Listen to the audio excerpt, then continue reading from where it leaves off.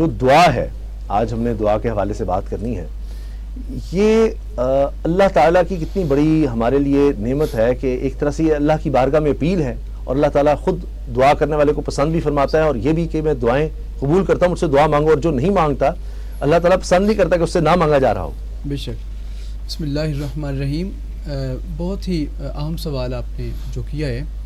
نبی پاک صلی اللہ علیہ وسلم کی بارگاہ میں جب سوال کیا گیا کہ یا رسول اللہ عبادت کو قبولیت کی طرف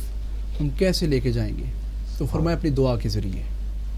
اپنی دعا کے ذریعے، اور پھر ایک مقام پہ ارشاد فرمایا کہ دعا جو ہے وہ تمہاری عبادت کا مغز ہے، کہ ساری رات تم عبادت کرتے رہو، تو آخر میں جو تم نے کرنا ہے نا، وہ سارا کرنے کے بعد جو پیش کرنا ہے وہ تمہاری دعا ہے، اور وہ دعا جیسی ہوگی وہ اللہ رب العزت کی بارگاہ میں جو تم نے پیش کرنی ہے۔ آپ اکثر رات گئے اکیلے بیٹھ جائیں تنہا، اور پھر آپ محسوس کریں کہ میرے پاس مجھے کوئی دیکھنے والا نہیں، کوئی سننے والا نہیں سوائے اللہ رب العزت کی ذات کے، اور جائے نماز پر بیٹھیں اور پھر اپنے پروردگار سے بات کریں، اور پھر محسوس کریں کہ میری دعا کیسے سنی جا رہی ہے۔ اور اس وقت کا سننا، اس لیے جو اولیاء اور بزرگان دین جو ہیں،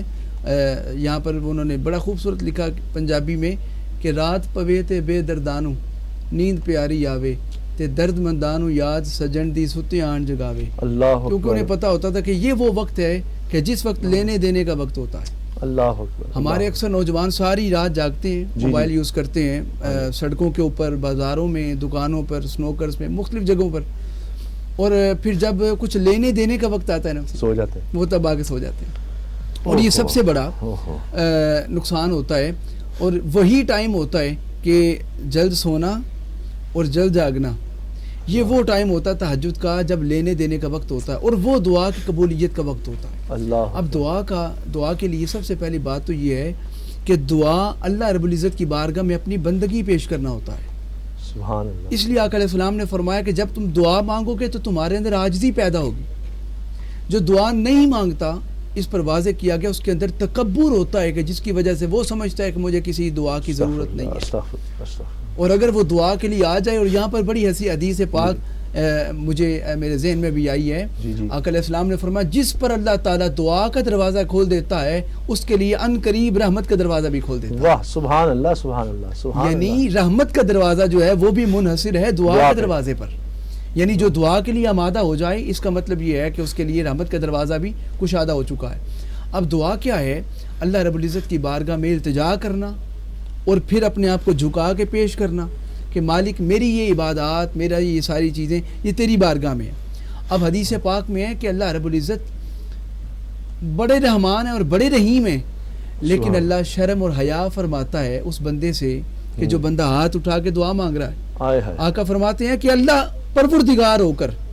حیا اور شرم کرتا ہے کہ میرا بندہ ہاتھ اٹھا کے مجھ سے مانگ رہا ہے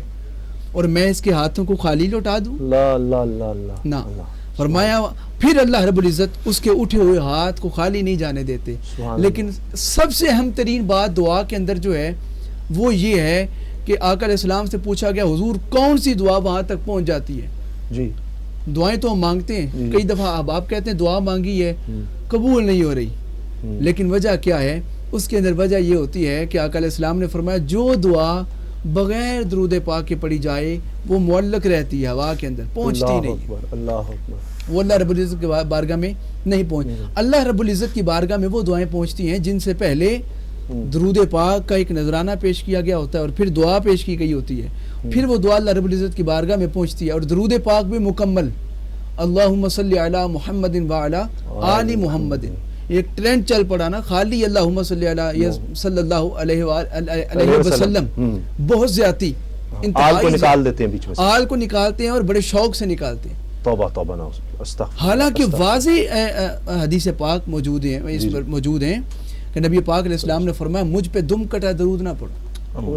صحابہ اکرام نے پوچھا یا رسول اللہ یہ دم کٹا درود کون سا ہے؟ تو فرمایا گیا جو مجھ پہ تو پڑھا جائے میری آل پہ نہ پڑھا جائے۔ تو ہم اگر درود پاک پڑھتے ہیں نبی پاک کو راضی کرنے کے لیے، اور درود بھی ایسا ہو کہ صرف حضور پر، اور پھر فرمان مصطفیٰ کے بالکل برعکس اپوزٹ چلتے ہوئے درود پاک پڑھیں، تو اس پر آ کر راضی نہیں ہوتے۔